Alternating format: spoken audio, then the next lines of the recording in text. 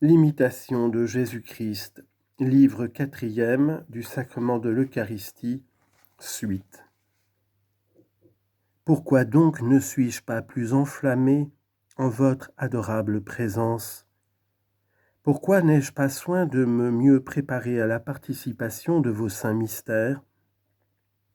Lorsque ces antiques patriarches et ces saints prophètes, ces rois et ces princes avec tout leur peuple ont montré tant de zèle pour le culte divin. David, ce roi si pieux, fit éclater ses transports par des danses religieuses devant l'arche, se souvenant des bienfaits que Dieu avait répandus sur ses pères. Il fit faire divers instruments de musique, il composa des psaumes que le peuple chantait avec allégresse, selon ce qu'il avait ordonné, et animé de l'Esprit Saint. Souvent il les chantait lui-même sur sa harpe. Il apprit aux enfants d'Israël à louer Dieu de tout leur cœur et à unir chaque jour leur voix pour le célébrer et le bénir. Si la vue de l'arche d'alliance inspirait tant de ferveur, tant de zèle pour les louanges de Dieu, quel respect, quel amour ne doit pas m'inspirer, et à tout le peuple chrétien, la présence de votre sacrement, ô Jésus, et la réception de votre corps adorable. Plusieurs courent en divers lieux pour visiter les reliques des saints. Ils écoutent avidement le récit de leurs actions. Ils admirent les vastes temples bâtis en leur honneur et baisent leurs eaux sacrées enveloppées dans l'or et la soie. Et voilà que vous-même, ô mon Dieu, vous êtes ici présent devant moi sur l'autel, vous le Saint des saints, le Créateur des hommes, le Roi des anges. Souvent c'est la curiosité, le désir de voir des choses nouvelles qui fait entreprendre ces pèlerinages, et de là vient que, guidé par ce motif frivole, sans véritable contrition, on en tire peu de fruits pour la réforme des mœurs. Mais ici, dans le sacrement de l'autel, vous êtes présent tout entier. Ô Christ Jésus, vrai Dieu et vrai homme, et toutes les fois qu'on vous reçoit dignement et avec ferveur, on recueille en abondance les fruits du salut éternel. Ce n'est pas la légèreté, ni la curiosité, ni l'attrait des sens qui conduit à ce banquet sacré, mais une foi ferme, une vive espérance, une charité sincère. Ô Dieu, Créateur invisible du monde, que vous êtes admirable dans ce que vous faites pour nous.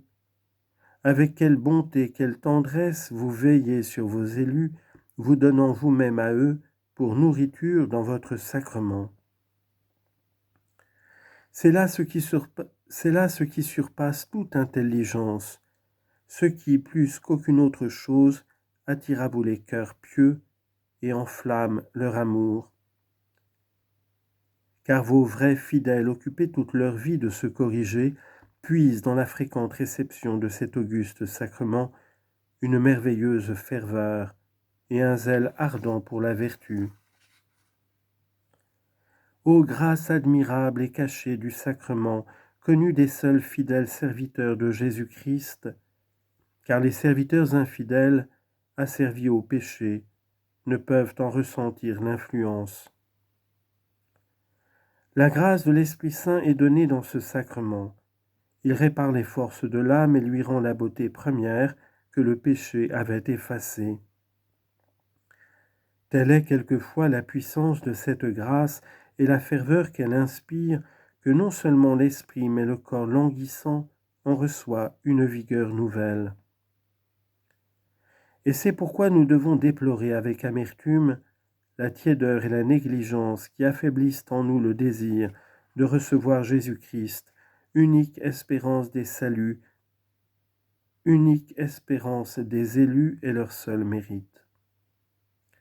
Car c'est lui qui nous sanctifie et qui nous a rachetés. Il est la consolation de ceux qui voyagent sur la terre et l'éternelle félicité des saints. Combien donc ne doit-on pas gémir de ce que plusieurs montrent tant d'indifférence pour ce sacré mystère qui est la joie du ciel et le salut du monde? Ô aveuglement aux duretés du cœur humain, d'être si peu touché de ce don ineffable, qu'il semble perdre de son prix à mesure qu'on en use davantage.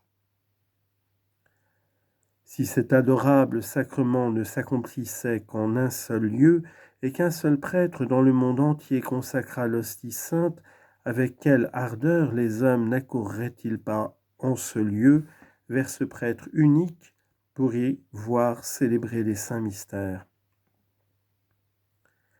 Mais il y a plusieurs prêtres, et le Christ est offert en plusieurs lieux, afin que la miséricorde et l'amour de Dieu pour l'homme éclatent d'autant plus que la sainte communion est plus répandue dans le monde. Je vous rends grâce, ô Jésus, pasteur éternel, qui dans notre exil et notre indigence daignez nous nourrir de votre corps et de votre sang précieux, et nous inviter de votre propre bouche à la participation de ces sacrés mystères en disant « Venez à moi, vous tous qui portez votre fardeau avec travail, et je vous soulagerai. »